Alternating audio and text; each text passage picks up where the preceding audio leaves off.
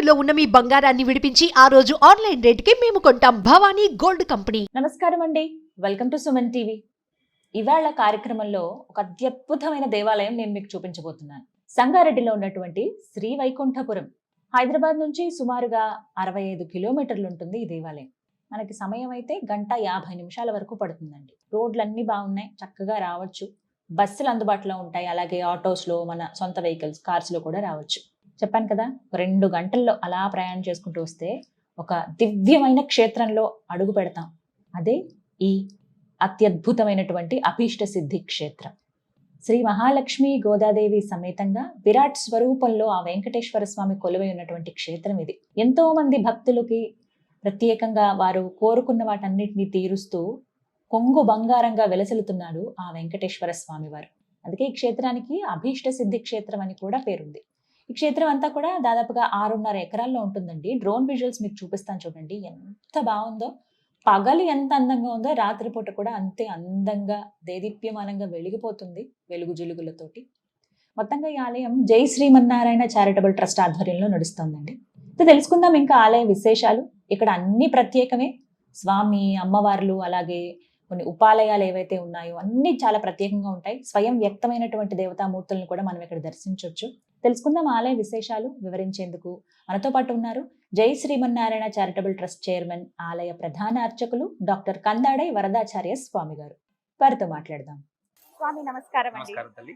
జై శ్రీమన్నారాయణ. చాలా సంతోషం మిమ్మల్ని కలవటం. అసలు ఎంత బాగున్నారో స్వామి అయితే. ఆ 7 కొండల వాడు చూడడానికి 2 కళ్ళు సరిపోవట్లేదు, ఆ మాట కూడా తక్కువేనేమో. సార్, ముందుగా ఈ ప్రాంతం యొక్క విశిష్టత, స్వామివారి వైభవం గురించి తెలియజేయండి. కళ్యాణాద్భుత గాత్రాయ కామితార్థ ప్రదాయిని శ్రీమద్ వెంకటనాథాయ శ్రీనివాసాయ మంగళం. శ్రీయప్పతి ఆ శ్రీమన్నారాయణుడు కలియుగంలో వెంకటేశ్వర అవతారంగా వేంచేశాడు. కలవు వెంకటనాయక అనేది ఆర్యోక్తి. అలా భగవంతుడు 14 అడుగుల స్వరూపంగా ఇక్కడికి రావాలి అనుకున్నాడేమో. పూర్వపు ఒక ఆలయం ఉండేది ఇక్కడ, సుమారు 700 సంవత్సరాల క్రితం. ఈ పక్కనే ఉండేటువంటి గరుడ పుష్కరిణిలో భగవంతుడు 1 అడుగున్నర మూర్తిగా బంగారు కవచంతో దొరికారు. ఆయన ఇక్కడ ప్రతిష్ఠ చేశారట. సుమారు ఒక 600 సంవత్సరాలు అత్యంత వైభవంగా గడిచినటువంటి ఆలయ వైభవం. 600 సంవత్సరాలు. ఆ తర్వాత ఒక 100-110 సంవత్సరాలకు పూర్వం నిధులు నిక్షేపాల కోసం వెతుకులాట చేస్తున్నటువంటి కొంతమందికి ఈ ఆలయం కనిపించడం, ఈ ఆలయంలో నిధుల కోసం వేట మొదలు పెట్టారు. ఏమీ దొరకలేదు. ఆ బంగారు కవచం పైన వాళ్ళ దృష్టి పడింది. విగ్రహాన్ని పగలగొట్టి ఆ బంగారు కవచాన్ని తీసుకొని వెళ్ళిపోయారు. అప్పటి నుంచి ఆలయం పూర్తిగా జీర్ణమైంది, శిథిలమైపోయింది. 2004వ సంవత్సరంలో అనుకోకుండా ఈ ఆలయాన్ని సేవించుకునే భాగ్యం కలిగింది. ఇక్కడే ఒక ఆలయ ప్రతిష్ట కోసం ఇక్కడికి వచ్చినప్పుడు అనుకోకుండా ఇక్కడ వెంకటేశ్వర స్వామి ఆలయం ఉందని ఎవరో చెప్పడంతో, 1000 సంవత్సరాల చరిత్ర కలిగింది అంటే సరే అని చూద్దామని వచ్చాం. చూసి చాలా బాధ అనిపించింది. ఈ ఆలయాన్ని పునః నిర్మాణం చేయాలని ఒక సంకల్పం చేసుకున్నాం ఆనాడు. అస్మదాచార్య స్వామి వారు శ్రీ శ్రీ శ్రీ త్రిదండి ఇచ్చిన శ్రీమన్నారాయణ రామానుజ జీగర స్వామి వారి దివ్య భవ్య మంగళ ఆశీ వైభవంతో పునః ప్రతిష్ఠ చేసుకునేటువంటి భాగ్యం కల్పించాడు. వేలాది మంది భక్తుల సహకారంతో ఆ స్వామిని ప్రతిష్ఠ చేయాలి అని ఒక నిర్ణయం చేసుకున్నాం. 2009లో చిన్నజీర స్వామి వారి వేంచేసి శంకుస్థాపన చేశారు. అప్పుడు మేము అనుకున్నటువంటి మూర్తి ఒక 5 నుంచి 6 అడుగుల వెంకటేశ్వర స్వామిని ఇక్కడ ప్రతిష్ఠ చేయాలి అని. 2010వ సంవత్సరం వైకుంఠ ఏకాదశి పర్వదినాన సుధామూర్తులుగా ఒక చిన్న సిమెంట్ మూర్తులను వెంకటేశ్వర స్వామిని తయారు చేసుకుని ఆ మూర్తులను ఇక్కడ ఒక చిన్న ఆలయం లాగా చేసుకుని ఆ పూజాధికాలు చేస్తూ ఆలయ నిర్మాణం చేయాలి అని సంకల్పం చేసుకున్నాం. ఆ సంకల్పం జరిగిన సందర్భంలో వైకుంఠ ఏకాదశి పర్వదినం 2010లో సుమారు ఒక 60 మంది భక్తులు మనకు నిరంతరం ఇక్కడికి వస్తూ ఉండేవారు. మేము కూడా ఈ ఆలయ నిర్మాణంలో భాగస్వామి అవుతాం స్వామి అని. అలా వచ్చిన వాళ్లకు స్వామి ఒకే రోజు వైకుంఠ ఏకాదశి పర్వదినాన సుమారు 3 నుంచి 4 గంటల సమయంలో కల్లో కనిపించి విరాట్ స్వరూపంగా ఇక్కడ నేను ప్రతిష్ఠింపబడుతున్నాను అని వాళ్ళకి చెప్పుకోవడం జరిగింది. అదే రోజున దాసుడికి కూడా అలాగే స్వామి సాక్షాత్కారం జరిగింది. ఒకే రోజు జరగటం అది ఆశ్చర్యం అనిపించింది. ఆ రోజు వైకుంఠ ఏకాదశి పర్వదినాన్ని అందరం జరుపుకున్నాం. అలా చెబుతూ ఉంటే రోమాల నిక్కబడుస్తున్నటువంటి సందర్భం. వాళ్ళందరూ చెప్తే సరే నిర్ణయం ఎలా తీసుకోవడం, ఒకరన్నారు 12 అడుగులని, మరొకరన్నారు 14 అని, మరొకరన్నారు 20 అడుగులని. ఈ నిర్ణయం ఎలా చేయటం అని గురువు గారి దగ్గర వెళ్ళడం జరిగింది. చిన్నజీర స్వామి వారికి ఈ విషయం విన్నవించుకుంటే సహజంగా భగవంతుడి యొక్క వైభవానికి 14 లోకాలు ఉన్నాయని, అతల వితల సుతల తలాతల రసాతల మహాతల పాతాళాలు అని భూలోకం నుంచి కిందికో 7 లోకాలు, భూలోకం నుంచి మొదలుకొని భూలోక, భువర్లోక, సువర్లోక, జనలోక, తపోలోక, సత్యలోకాలను పైన 7 లోకాలు. ఈ 7 ఆ 7 14 లోకాలు ఉన్నాయ్యా. ఈ 14 లోకాలకు ఏలుతున్నవాడు శ్రీమన్నారాయణుడు ఈ కలియుగంలో వెంకటేశ్వరుడుగా అవతరించాడు కనుక 14 అడుగుల స్వరూపాన్ని మీరు ఇక్కడ ప్రతిష్ఠ చేసుకోండి అని వారు అనుగ్రహం చేశారు. వారి బంగళా శాసనమే ఆ శాసనమై శాసనంగా స్వీకరించి అలా స్వామిని ఇక్కడ 14 అడుగుల విరాట్ స్వరూపంగా ఇక్కడ అద్భుతం అంటే ప్రపంచంలో ఎక్కడా లేనటువంటి విధానంగా అంత ఎత్తుగా అంత అందంగా అంత సుందరంగా స్వామి యొక్క దివ్యమైనటువంటి రూపాన్ని ఇక్కడ మేము చేసుకోవడం ఎంత బాగుంటుందంటే స్వామి అంటే చక్కగా చిరుమంద స్మిత వదనంతో ఆనందంగా వచ్చిన ప్రతి భక్తుడికి ఆనందాన్ని ఇచ్చి ఆనంద నిలయవాసి ఇక్కడ విరాట్ స్వరూపంలో వెలిశాడు. దేవేరులు కూడా అంతే విశేషంగా స్వామి నిల్చుంటే 14 అడుగులు, అమ్మవారు లక్ష్మీ అమ్మవారు కూర్చుంటే 8 అడుగులు. ఇక్కడ ఏం చేసినటువంటి ధనుర్మాస వైభవాన్నంతా ఇంత వైభవంగా లోకానికి అందిస్తున్నటువంటి మార్గదర్శకురాలైనటువంటి గోదమ్మ తల్లి నిల్చుని 7 అడుగుల రూపంతో ఇక్కడ నుంచి ఉత్తమ లోకాలకు మిమ్మల్ని తీసుకెళ్తాను రా నేను అని తను మార్గదర్శనం చేస్తుంది. తను అనుభవించినటువంటి ఆ వైభవాన్ని భగవంతుని పొందినటువంటి తత్వాన్ని తిరుప్పావయ్యనే 30 పాసురాలతో ఒక మాలగా అలి ఈ లోకానికి అంతటికీ కూడా అంటే తల్లి గుణం ఏంటంటే తన పిల్లలు బాగుపడాలని అలాంటి మాతృ హృదయంతో ఆ తల్లి చేసిన వ్రతమే ఈ వ్రత వైభవం అంతా కూడా అత్యంత వైభవంగా మనం ఈ వ్రతం ధనుర్మాస వ్రతాన్ని ఆచరిస్తాం. అమ్మవారు 7 అడుగుల వైభవంతో ఇక్కడ మనకు దర్శనం ఇస్తున్నారు. అటు పక్కన స్వామి యొక్క దివ్యమైన క్షేత్రాన్ని రక్షించుకునేటువంటి దీక్షాదక్షుడైనటువంటి సుదర్శనుడు నారసింహుడితో కూడి సుదర్శన నారసింహంగా మనకు లక్ష్మమ్మవారి పక్కన దక్షిణ వైపుగా స్వామి దర్శనం ఉంటుంది.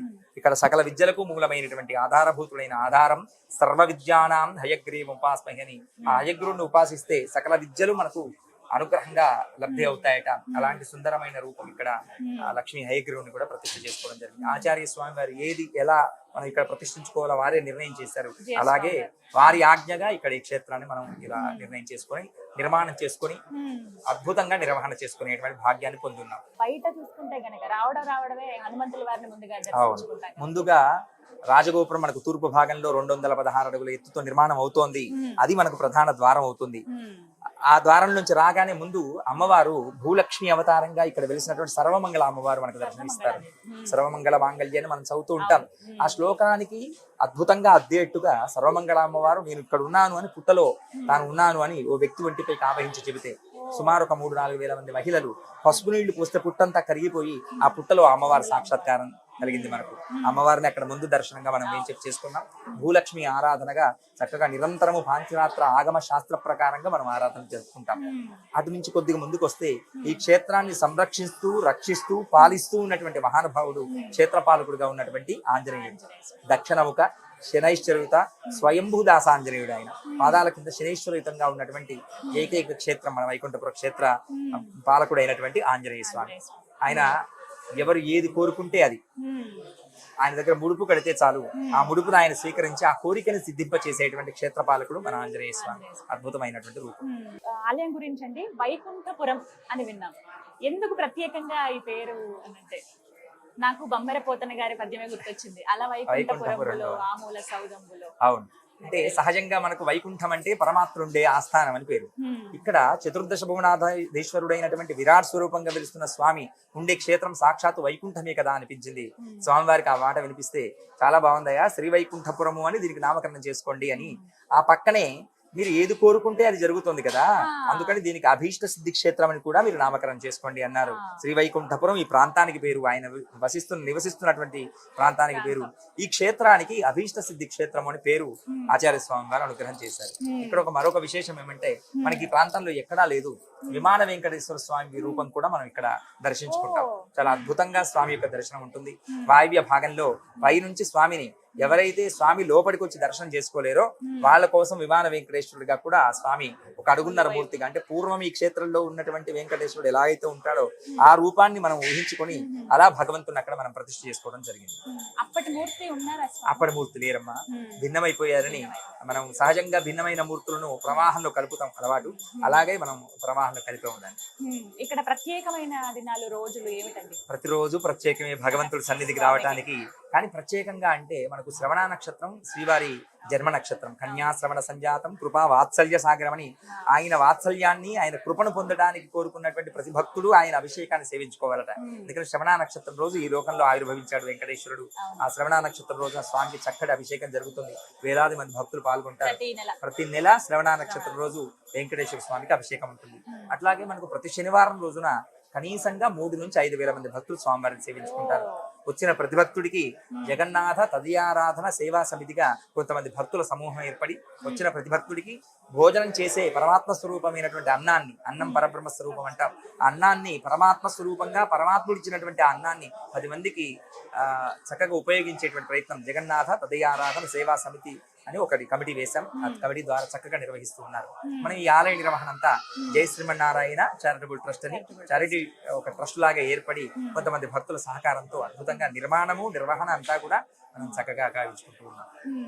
ఇక అంటే సంవత్సరంలో ముఖ్యమైనటువంటి రోజులు ఏమిటి? ముఖ్యమైన రోజులు అంటే మనకు వైకుంఠ ఏకాదశి సుమారుగా 2 లక్షల మంది భక్తులు వస్తారు ఇక్కడికి. 1,500,000 నుంచి 2 లక్షల మంది భక్తులు వైకుంఠ ద్వారంలోంచి స్వామి పుష్కరిణి ప్రాంతం నుంచి చక్కగా స్వామిని దర్శించుకుంటారు.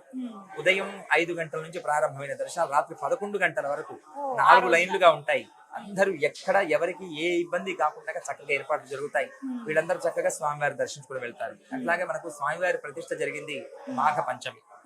ఆ మాఘ పంచమి రోజున స్వామివారి బ్రహ్మోత్సవాలు అంటే మనం పుట్టినరోజు వేడుకలుగా చేస్తాము. ఆ వార్షిక బ్రహ్మోత్సవాలు వేలాది మంది భక్తులు పాల్గొంటారు. స్వామి తిరుమల కొండ పైన ఏవైతే ఉత్సవాలు జరుగుతాయో వాటిలో కొన్నిటిని ప్రధానమైన ఉత్సవాలను మనం కూడా ఇక్కడ జరుపుకునేటువంటి ప్రయత్నం చేస్తాం. భగవంతుడు ఎక్కడ ఎప్పుడు నేనున్నాను అని చెప్పుకోవటానికి ఎదురు చూస్తూ ఉంటాట. భక్తులు ఆర్తితో ఆరాధించడమే ప్రార్థించడమే తరువు. అలా ఇక్కడ మనం ఇందాక చెప్పుకున్నట్టుగా కన్యాశ్రమణ సంజాతం కృపావాత్సల్య సాగరం. ఆ వాత్సల్యం ఎలాంటిది అంటే సాగరం లాగా ఉండేటువంటి ఆయన ప్రేమను పొందాలి అని ఇంతమంది వేలాది మంది భక్తులు కోరుకుంటే రాక ఊరుకుంటాడు ఆయన. అలా అద్భుతమైనటువంటి రూపంతో ఆయన వచ్చాడు. ఆయన పుట్టినరోజు వేడుకలు కూడా చాలా వైభవంగా జరుగుతాయి. రోజు ఉదయం ఒక సేవ, సాయంత్రం ఒక పల్లకి సేవ, ఇలా రథోత్సవ సేవ. అలాగే మనకు రథ సప్తమి రోజున ఇక్కడ జిల్లేడు ఆకులో స్వామికి ప్రసాదం చేసి నైవేద్యం పెట్టి ఆ ప్రసాదాన్ని వేలాది మంది భక్తులకు ఇస్తాం. ఎలాంటి అనారోగ్య సమస్యలున్నా జిల్లేడు ఆకులో పెట్టినటువంటి ఆ ప్రసాదాన్ని స్వీకరిస్తే తగ్గుతాయి అని ఇక్కడ వేలాది మంది భక్తుల నమ్మకం. రథ సప్తమి రోజు తప్పకుండా వేలాది మంది భక్తులు వస్తారు. ఆ రోజు మనం 7 ప్రదక్షిణలుగా నారాయణుడి యొక్క స్వరూపాన్ని, సూర్యనారాయణుడి స్వరూపాన్ని ఈ ఆలయ లోపల ఉన్నటువంటి ఆ విరాట్ స్వరూపానికి ప్రదక్షిణగా మనం 7 ఆకార ప్రదక్షిణలు చేస్తాం. ఆ ప్రదక్షిణలో వేలాది మంది భక్తులు పాల్గొంటారు. పాల్గొన్న ప్రతి భక్తుడికి ఆ ప్రసాదాన్ని ఇవ్వడం, జిల్లేడు ఆకులో ప్రసాదాన్ని పెట్టి వాళ్ళకి ఇవ్వడం జరుగుతుంది. ఆకును అలాగే స్వీకరిస్తారు. అలా తీసుకున్న వాళ్ళకి అనారోగ్య సమస్యలన్నీ సమసిపోతాయి అని వేలాది మంది భక్తుల నమ్మకం. అందున ఇది మనకు త్రివేణి సంగమంగా ఏర్పడింది.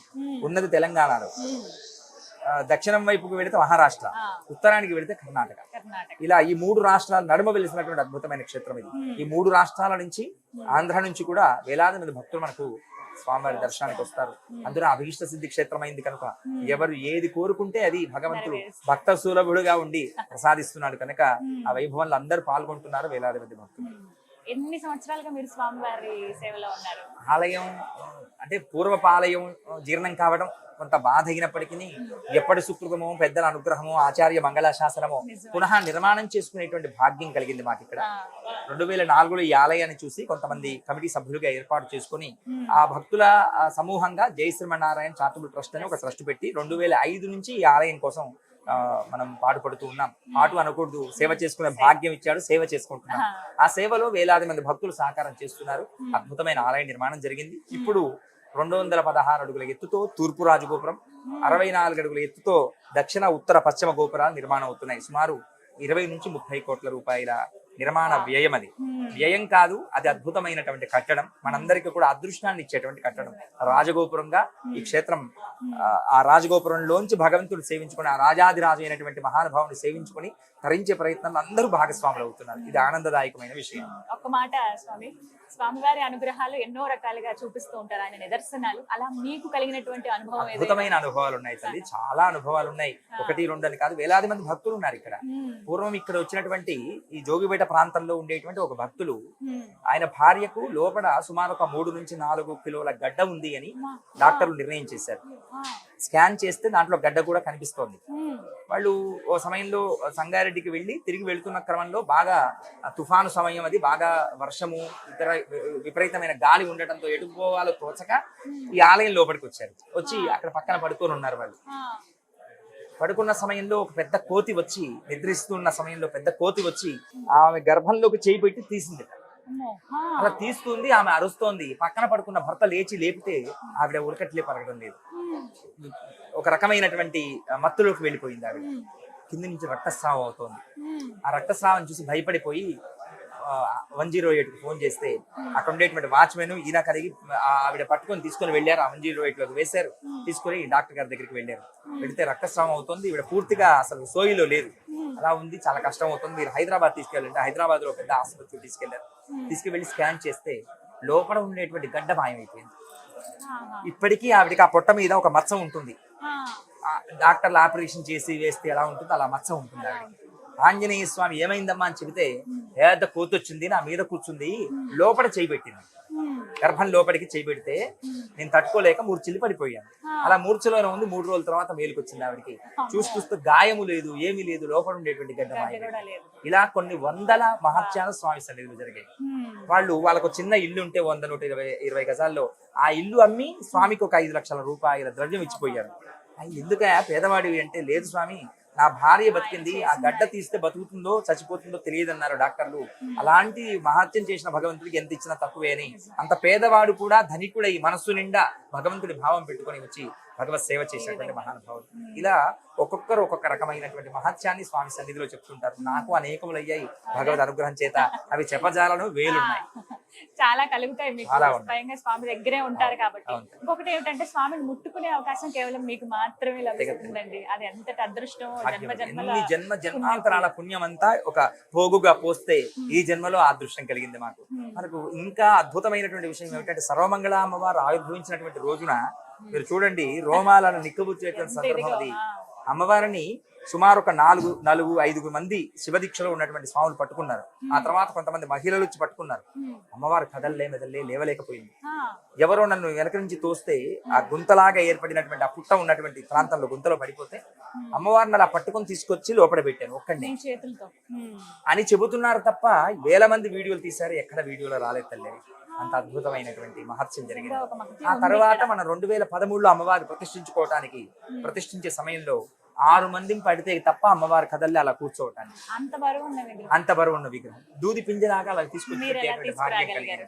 అది బలముండి రాలేదు, భగవంతుడి మహత్యం ఉండి వచ్చింది తప్ప మరొకటి కాదు. అలాంటి దివ్యమైనటువంటి క్షేత్రం, ఎంత మహత్యకారి కాకపోతే ఈ క్షేత్రము, ఇంత వేల మంది ఇంత దూరానికి వచ్చి వేలాది మంది భక్తులు స్వామిని దర్శించుకుంటారు.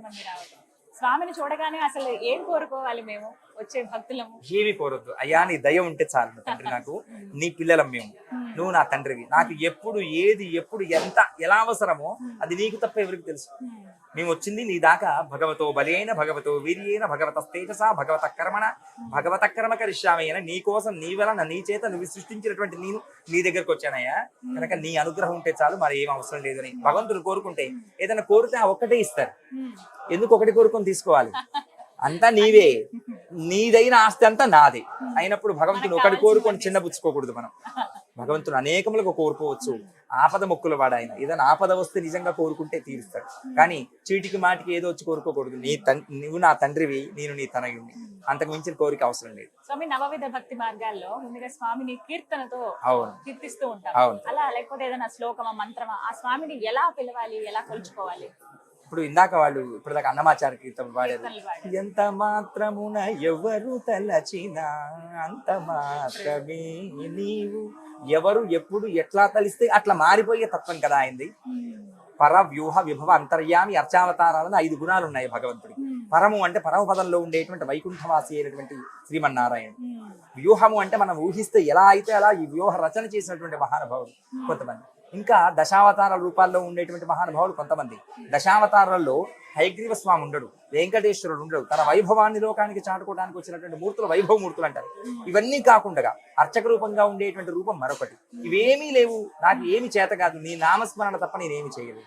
ఓం నమో వెంకటేశాయ, ఓం నమో నారాయణాయ, ఓం నమో భగవతే వాసుదేవాయ అంటే చాలు. ఆయన పలికినటువంటి ఆ పలుకులో ఉండే ఆర్తిని గ్రహించి మనకి ఏది కావాలో అది ఇచ్చేటువంటి కొంగు బంగారమైన రేడు మహారాజు ఆయన. ఆ పరమ పవిత్రమైనటువంటి మూర్తి. విష్ణు అలంకార ప్రియుడు అంటారు. ప్రత్యేకించి వెంకటేశ్వర స్వామి అలంకారమే ఎంతో అందంగా ఉంటుంది. పాట పాడతారు, వనమాలి వాసుదేవ మనమోహన రాధారమణ అంటే వనమాలచే అలంకరింపబడినటువంటి ఆ స్వామి వచ్చిన ప్రతి భక్తుడి యొక్క మనస్సును దోచుకుంటాడు. ఆ మనస్సులో ఆయన అలా నిలబడిపోయి ఉంటాడట. అంత మన్మధుడు కదా ఆయన. అమ్మవారికి పాట పాడుతుంటారు, మీరు విన్నారో లేదో, అందరూ వింటారు. అన్నమాచార్య కృతి అది. సోముని తోబుట్టువట సింగారాలకే మరుదు. సోముడు అంటే చంద్రుడు, సోమం అంటే అమృతం. అమృతంతో పాటు పుట్టింది. మనం మదనం చేస్తూ ఉంటే లక్ష్మీ కామధేనువు కల్పవృక్షము